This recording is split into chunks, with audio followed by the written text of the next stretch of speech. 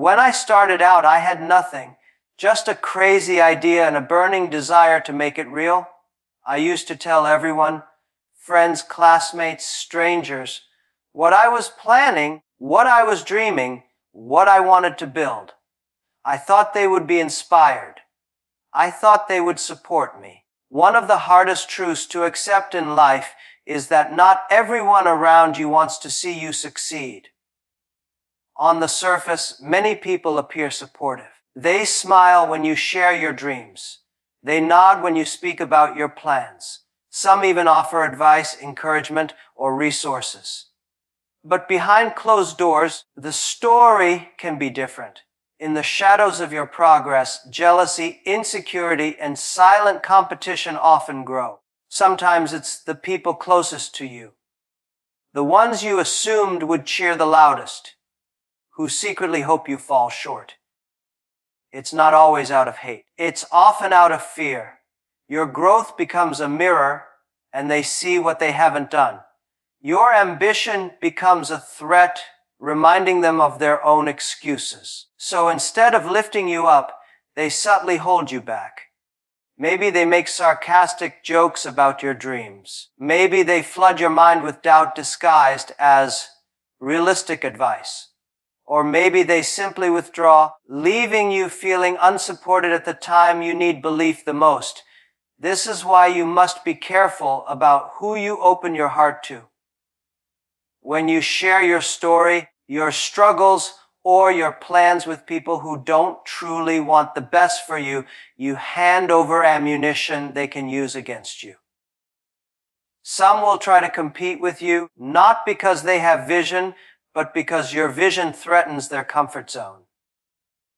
Others will pretend to support you while secretly hoping you make mistakes, because your failure validates their lack of action.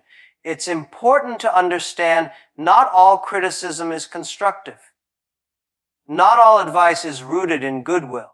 Some feedback is just fear in disguise, someone trying to impose their own limits onto you.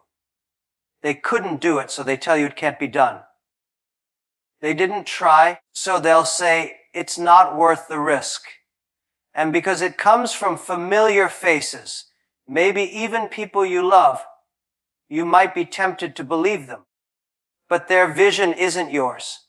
Their limits aren't yours. Just because they gave up doesn't mean you should. Just because they never believed in themselves doesn't mean you should stop believing in you. There's another side to this too. Some people do want you to win, but only to a point. As long as you stay one step below them, they clap for you. As long as your achievements don't outshine theirs, they encourage you. But the moment you start rising faster, gaining more, becoming more, the tone shifts. They may distance themselves, minimize your success, or even try to bring you back down, subtly, passively, quietly. And then there are those who just want access to your energy. They want to hear your ideas, absorb your passion, and feed off your drive, without ever offering anything in return. They're not there to help build your dream. They're there to drain it, piece by piece, with flattery and empty promises. This is why discretion matters. Not every room deserves to hear your story. Not every ear is safe for your dreams. When you're building something valuable, you have to treat it like Goldie, protect it, guard it, and only share it with those who've proven their loyalty and integrity. You wouldn't leave a treasure in a crowded hallway. So don't leave your vision in careless conversations. Learning this can be painful. You may outgrow relationships. You may realize that some of your supporters were only standing next to you to stay warm, not because they believed in your fire. You may have to distance yourself from people you once trusted. That's okay. Growth often comes with pruning. You don't need a crowd. You need alignment. One voice of genuine encouragement is worth more than 100 shallow compliments. One person who really wants you to win is more valuable than 1,000 who simply don't want you to do better than them. Every time you talk about what you're going to do, you spend energy. Every conversation about your future goals, every post explaining your next big idea, every debate about your vision, all of it uses up mental fuel. At first, it feels productive. You feel like you're getting things off your chest, like you're clarifying your plan, maybe even inspiring others. But in reality, too much talking often becomes a substitute for doing. There's a psychological effect that kicks in when you speak too often about your ambitions. Your brain starts to confuse the talking with the doing. You feel a sense of reward just by announcing your plans, even before you've taken a single step toward achieving them. It's a false high, a kind of emotional paycheck you get in advance. One that makes you comfortable, but leaves your progress empty. The more you talk, the more you dilute the urgency. You've already told people. They've already clapped. You've already felt the approval. So where's the pressure to follow through? Where's the hunger to prove it now? What started as a clear, burning mission begins to fade into a well-decorated intention. Execution, on the other hand, is where the real value lies. Execution requires effort, consistency, resilience. It doesn't reward you instantly, and it doesn't feed your ego in the beginning. In fact, it often feels lonely, quiet, thankless. While everyone else is talking, you're in the background building something invisible. While others are explaining their next steps, you're taking them in silence. And while they chase attention, you're chasing results. Energy is a limited resource. Every day gives you only so much focus, discipline, and clarity. Spend it wisely. Every hour you spend explaining your plans to people who can't help you is an hour stolen from execution. Every ounce of emotion you invest in convincing others to believe in you is energy that could be used to sharpen your skills, refine your strategy, or complete the next task. The dream doesn't get closer because you keep describing it. It gets closer because you act on it. You'll notice something about the people who really achieve things. They talk less. They're not loud about their progress. They're not quick to share their next move. They know that their energy is sacred and that most people are not qualified to advise or understand. They've learned that explaining too much invites distraction, judgment, and unnecessary noise. So they guard their focus. They choose their words carefully, and they pour most of their energy into action. There's also a trap in constant conversation. When you're always seeking feedback or validation, you become dependent on it. You start shaping your plans based on reactions instead of direction. You end up modifying your dreams to fit into other people's understanding instead of growing into something that reflects your true potential. Execution doesn't seek approval. It requires commitment. And often, that commitment has to be made in silence, in solitude, and without applause. It's not that you should never talk. There's value in planning, in clarifying, in sharing with the right people. But the balance must lean heavily toward doing. You don't need to narrate every chapter before it's written. You don't need to post every step before it's taken. Keep some things private. Let the work speak. Let the results surprise them. There's a kind of strength that comes from moving quietly. You're not waiting for permission. You're not defending your dream. You're simply working, growing, refining, and building. That kind of energy becomes unstoppable because it's not wasted on convincing, announcing, or defending. It's entirely invested in creating something real. Every great vision starts small. It begins as a quiet idea, a spark that flickers in your mind, unshaped, untested, and deeply personal. In those early moments, it's not strong, it's not fully formed, it's fragile. And because it's fragile, it's also vulnerable. The moment you expose it to the world too soon, it risks being misunderstood, criticized, or dismissed. That risk, if you're not ready, can break the very thing you were trying to build.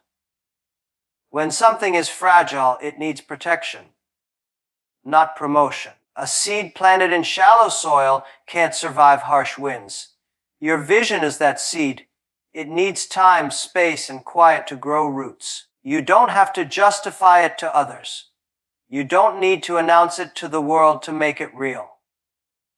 In fact, the more you try to prove it to people who don't understand, the more you begin to question it yourself. External opinions in the early stages can be dangerous. Well-meaning friends might say, "That's too risky." Family members might suggest you take a safer route. Strangers might laugh. Most of them are not trying to hurt you, but they are seeing your dream through the lens of their own fear, their own experiences, and their own limitations. And if you're still unsure, still forming the shape of what you want to do, their doubts can become your doubts. Their hesitation can become your hesitation. You start making adjustments not based on your truth, but on their comfort. That's why the early stage of any dream should be private. Not secret, but sacred. You're allowed to keep some things to yourself. You're allowed to work in silence, to experiment without explanation, to build something meaningful before letting others judge its worth. This is not weakness. This is wisdom. A fragile vision doesn't need noise. It needs nurturing. There's also something else that happens when you protect your vision. You allow it to become stronger. As you spend time with it, shaping it, testing it, refining it, it matures. It becomes clearer in your own mind. You begin to understand not just what you want to do, but why you want to do it. That clarity becomes your armor. That internal alignment becomes your shield. When the time finally comes to share your vision with others, you're not easily shaken because you've already lived with it long enough to believe in it deeply. Too often, people rush to share because they crave validation. They want someone to say, "That's a great idea." But if you rely on approval to keep moving forward, what happens when approval disappears? What happens when people don't see what you see? If your vision depends on applause, it's not strong enough yet.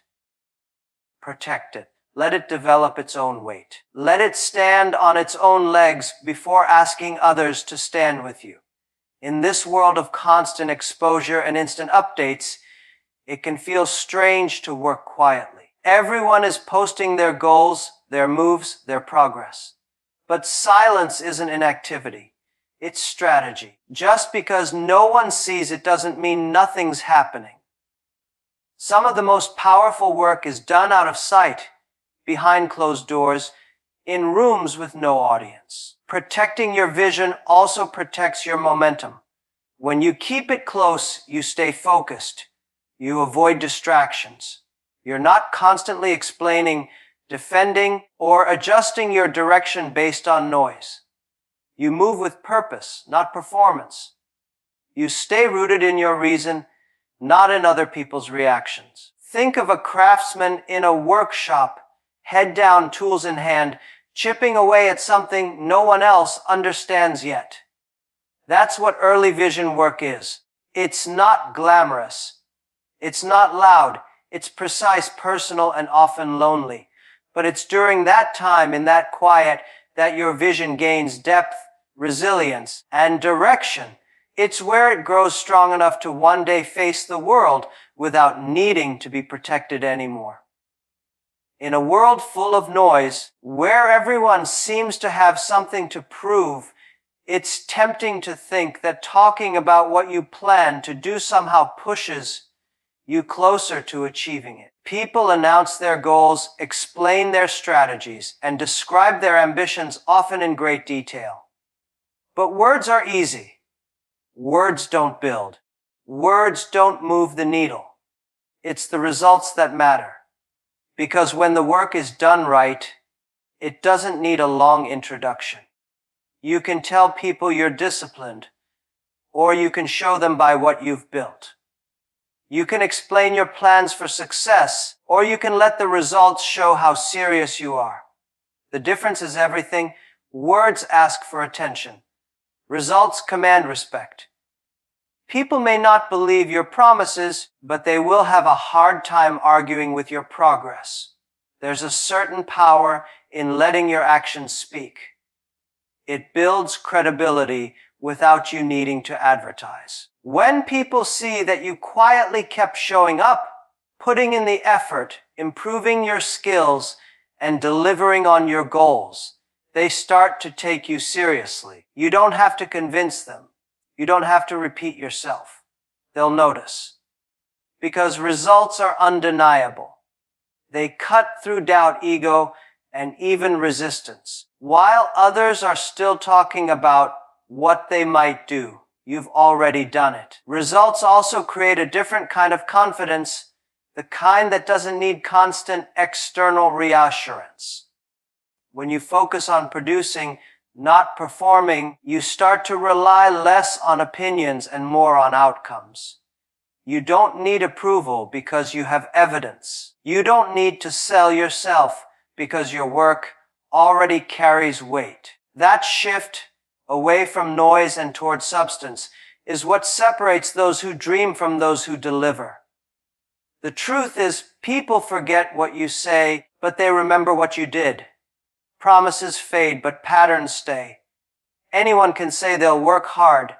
Anyone can say they want to win. But who is waking up earlier, staying later, putting in the hours when no one is watching? That's what makes the difference. That's what builds trust. Not just in others' eyes, but in your own. You begin to prove to yourself that you're serious, that your effort is not just performance, but purpose. Sometimes, the more you talk, the less people listen, especially if the words aren't backed by progress. People get used to hearing big statements with little follow-through. It becomes background noise. But results cut through that. They reset the room. They shift the conversation from, "What are you going to do?" to, "How did you do that?" And when people start asking that question, you know your work is starting to speak for itself. Letting results lead also teaches patience. You stop chasing applause and start valuing impact. You realize it's better to quietly build something real than loudly promise something that never materializes. And when you finally reach the milestones you've been aiming for, you won't need to shout it from the rooftops. The growth, the improvement, the transformation, it'll be visible. It'll speak in your performance, in your consistency, in the way people treat you differently because they now understand the value of what you bring. And there's something else results silence doubt. Whether it's doubt from others or doubt from within. When the outcomes are there, when the progress is measurable, when the numbers, the skills, the wins are stacking up, it gets very hard for anyone, including yourself, to question whether you're on the right path. Even your quietest progress is louder than the most confident speech. Focusing on results also means choosing humility over hype. You stop trying to impress people with what you might do someday, and instead impress yourself with what you can actually accomplish. When you stop talking and start doing, you begin to understand that true power doesn't announce itself, it just delivers. Every time, quietly, consistently, without the need to explain. There is a quiet strength in keeping parts of your life to yourself. In a time where oversharing has become the norm and where social validation is often mistaken for progress, choosing privacy is not just rare, it's powerful. Privacy creates space to think clearly, to move strategically, and to grow without pressure. It protects your peace from unnecessary interference and guards your intentions from unwanted influence. When people don't know what you're doing, they can't judge it, attack it, or try to steer it. You keep your energy clean. You maintain control of your narrative. You're not constantly adjusting your moves to fit others' expectations or chasing the approval of people who don't understand your journey. You become more focused, more present, and more resilient because your attention isn't scattered across conversations, assumptions, or comparisons. It's locked into the work, into the goal, into the mission. Privacy also gives you the freedom to fail quietly. You don't have to worry about looking foolish because no one's watching every step. You can learn, adapt, make mistakes, and refine your strategy without public scrutiny. That kind of freedom is critical. Growth requires experimentation, and experimentation requires room to get things wrong. When every move is public, you feel pressure to be perfect. But when you protect your space, you give yourself permission to evolve honestly. There's also a level of security that comes with privacy. The fewer people who know your next move, the harder it is for anyone to interfere with it. Not everyone is rooting for you. Some smile to your face while secretly hoping you stumble. Others copy your every step and rush to get there first. When your plans are private, you take away their power. You protect your timeline, your vision, and your originality. You stop inviting people into places they have no business being. Your fears, your ambitions, your personal blueprint for success. Privacy allows you to live from intention, not impression. You're not performing for an audience. You're not crafting your life to be consumed. You're building it to be lived. You move based on what feels right to you, not what will generate attention or applause. And when you do that, your choices become clearer. Your priorities get sharper. Your energy flows where it should into execution, not explanation. There is power in mystery, not because you're hiding, but because you're choosing what to reveal when and to whom. You're in control of the spotlight. You decide when to speak and when to stay silent. That balance gives you leverage. It turns you into someone who can't be easily read or manipulated. When people can't predict your next step, they can't prepare for it. That unpredictability becomes a strength. They don't know if you're struggling or winning, retreating or advancing, and in that uncertainty, you gain an edge. Privacy isn't about isolation. It's about discernment. It's knowing the difference between what's sacred and what's public. It's choosing depth over display.